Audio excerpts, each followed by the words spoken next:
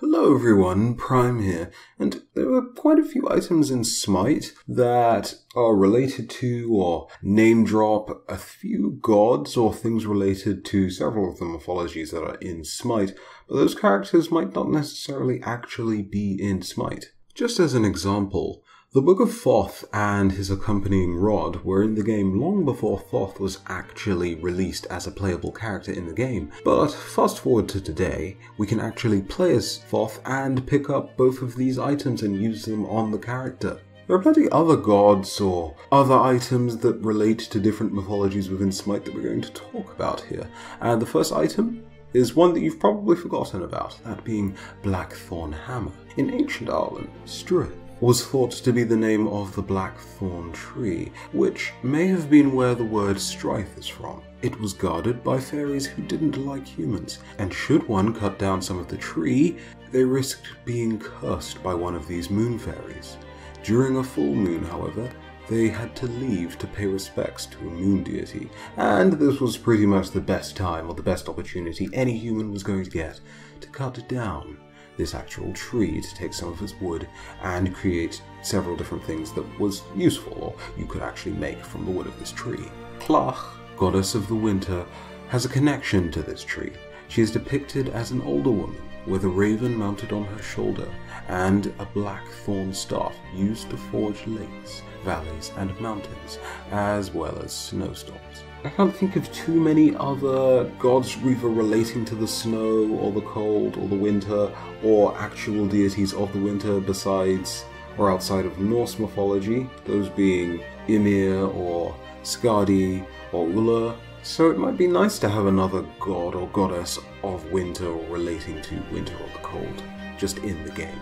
Next up we have Silver Branch Bow. This item apparently doesn't just appear in Celtic mythology, but it also appears in Greek mythology as well. But staying with Celtic mythology, during a voyage, the god Bran fell outside the gates of his citadel and awoke to the music only he could hear. As he was awakening, he saw a silver branch prepared with apples, and he took it with him, but was eventually confronted by a special woman, singing a certain tune before retrieving the branch from him. This sets off another chain of events, and Bran goes off to look for the woman, but I've already technically covered more of the story in another video, and either Bran or the special mystery goddess you can find more about in another video that I'll link in a card right about now, could easily be very nice Celtic candidates to add to the Celtic pantheon. Next, we have the weapon from Hindu mythology. As the Asuras drowned the earth in chaos, they proved too powerful, even for the gods. So the gods turned to Bra, the creator deity, for help. He created their salvation, and so much power was loosed that the earth trembled and the fire rained from the sky. His work shone with a blue light. This Asi could transform into a blade with blazing ethereal flames. Its master, Rudra, a god of storms and a destroyer of evil, changed his appearance. He became so large that he might touch the heavens and had 4 arms in total. Despite all of this, he was still just one being, and the demons underestimated him, a mistake that would cost them their grip on the earth and their lives. The gods reclaimed control over the earth, and peace was restored. But moving on, we have the Rod of Asclepius, the Greek god of medicine. His mother, Coronis, was a princess adored by Apollo. At some point she betrayed her lover, and with another man. A raven told Apollo everything, and so the god had Artemis end Coronis. She also killed some other unfortunate bystanders with plague arrows. As Coronis was dying, Apollo decided to spare his son's life from the dying womb of his mother and gave him to Chiron for safekeeping. Thanks to the fact that his mother was cut open, this is how Asclepius gets his name. Apollo also didn't take too kindly to the raven who told him all of this information, turning its feathers black from white. Chiron taught him many things as far as medicine was concerned, but Asclepius could go a step further and revive the dead.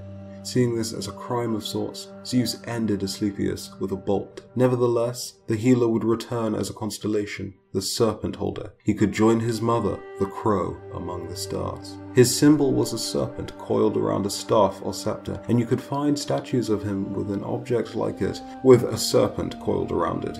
if you apparently just looked for these statues. He also came with a beard. Hydra's Lament. Whilst the number of heads vary, this giant snake monster was the child of Typhon and Echidna. It had an undying immortal head, and if you were to cut off one of the heads, you could find 2 or more heads growing back in its place. Hercules was tasked with taking down the beast during his 12 labors, and took his nephew along with him. Whenever Hercules cut off a head, his nephew would burn the wound so that no more heads would appear.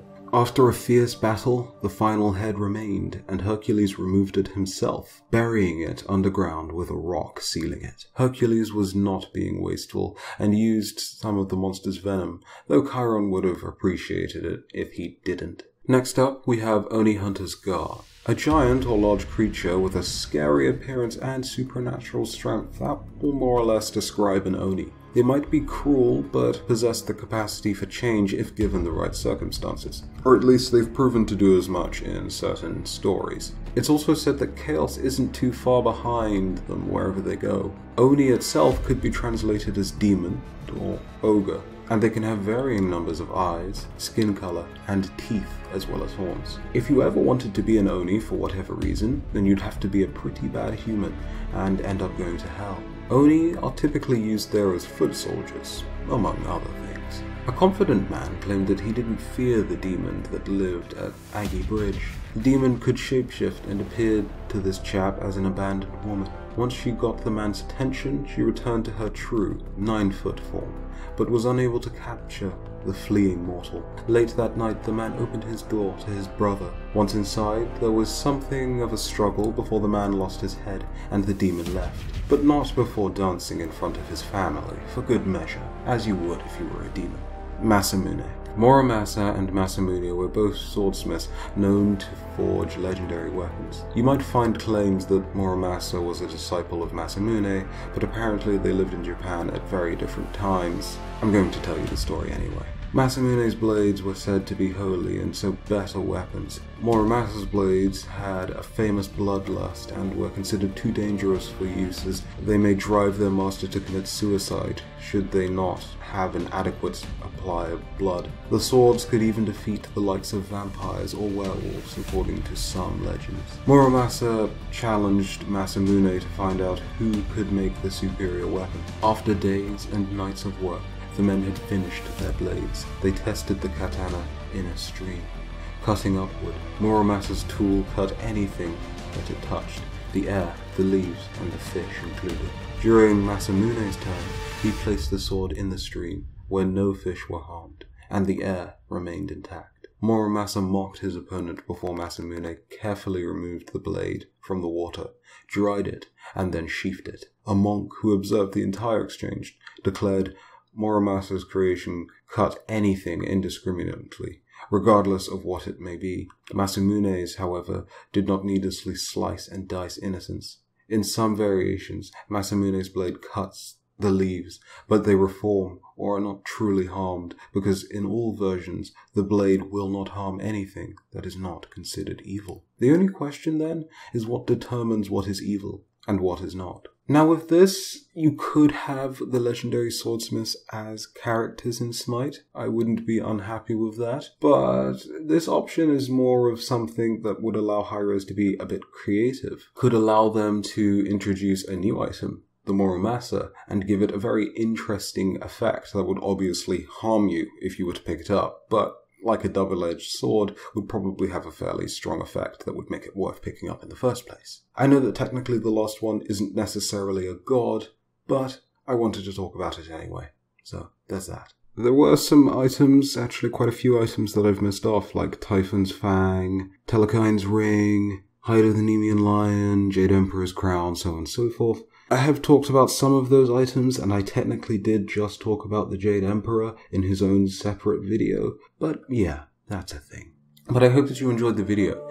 Tell me, which idea or which item, which god that I've talked about thanks to the item, would you prefer to see in Smite, or is your favourite? It'd be interesting to find that out in the comments section below, but I hope that you did enjoy the video, and if you did, go ahead and leave a like.